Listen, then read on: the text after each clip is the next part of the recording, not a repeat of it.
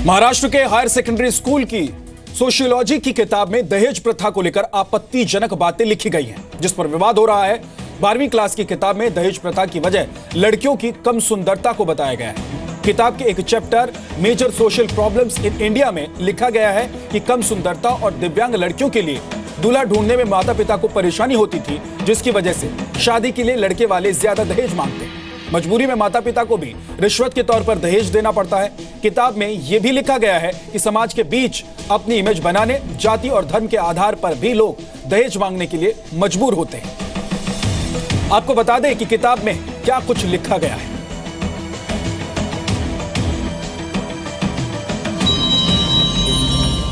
एक लड़की बदसूरत और दिव्यांग है तो उसके परिवार के लिए एक मुसीबत बन जाती है।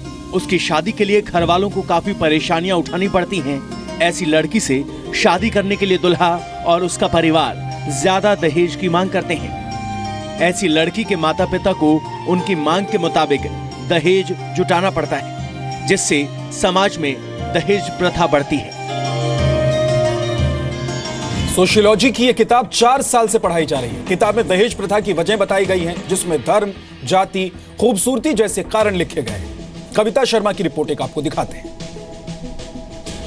महाराष्ट्र स्टेट बोर्ड की 12वीं कक्षा की सोशियोलॉजी की बुक ने भारत की सामाजिक समस्याओं में दहेज को भी शामिल किया, लेकिन इसमें जो चैप्टर है वो पढ़ाते वक्त कहीं ना कहीं जो लिखा गया है इस बुक में, उसमें दहेज के कारणों में लड़की का सुंदर ना होना और शारीरिक रूप से सक्षम ना हो पाने को एक बड़ी वजह बताया गया है, जिस वजह से जो माता पिता हैं वो दूल्हे को या दूल्हे के परिवार को दहेज देते हैं। सबसे पहले आपको दिखा देते हैं कि सोशियोलॉजी के इस बुक में जो 12वीं कक्षा की बुक है उसमें लिखा क्या गया है। पहले वर्ड टू वर्ड आपको वो पढ़कर सुना दें। इसमें सबसे पहले जो हेडिंग दी गई है वो है कॉज ऑफ डाउरी, जिसमें रिलीजियस रीजन, कास्ट सिस्टम, इन सभी को इंक्लूड किया गया। और इसी के साथ 12 नंबर पर जो पॉइंट है उसे अगलीनेस, यानी दहेज की जो एक वजह है उसमें अगलीनेस को भी शामिल किया गया है।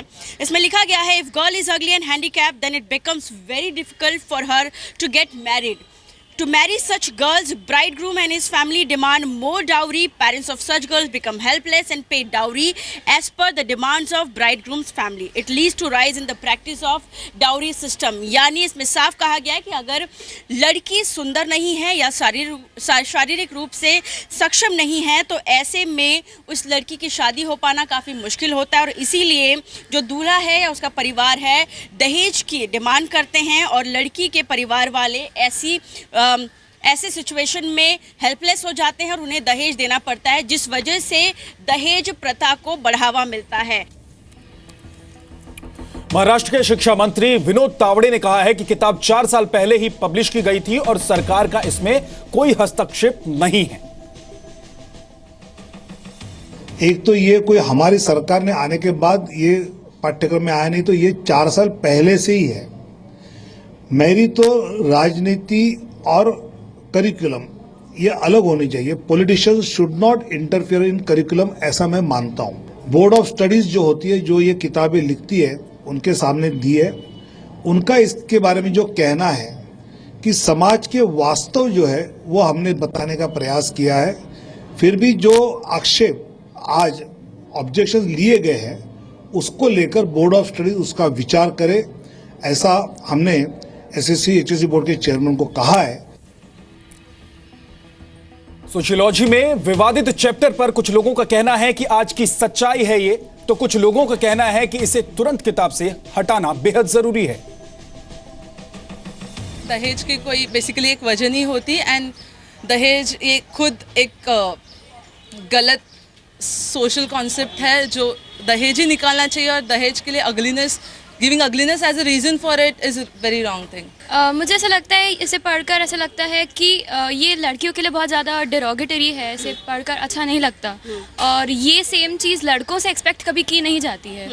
तो ये सुनकर मतलब गुस्सा तो आएगा ही।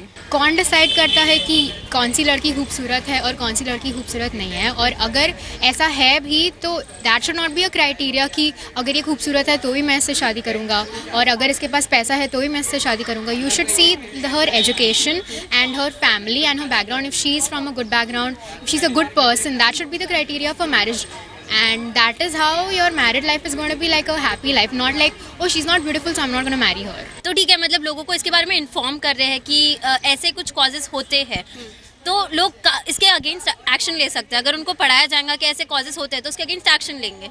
तो इट्स गुड कि अगर पढ़ा रहे हैं, मतलब इन्फॉर्म हो रहे हैं लोग कि ये भी एक कॉज है कहीं कहीं। लेकिन अगर वो फैक्ट कम होते जा रहे हैं तो वहाँ से निकालना ज़रूरी होगा। लेकिन अगर वो फैक्ट, अगर वो रियलिटी है तो सब लोग को पता होना चाहिए कि ugliness is a factor in dowry.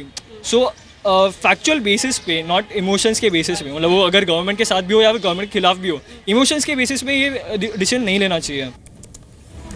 NCP नेता माजिद मेमन ने कहा है कि सिर्फ किताब का विरोध करने से हल नहीं होगा, जरूरत है दहेज प्रथा को समाज से खत्म करने।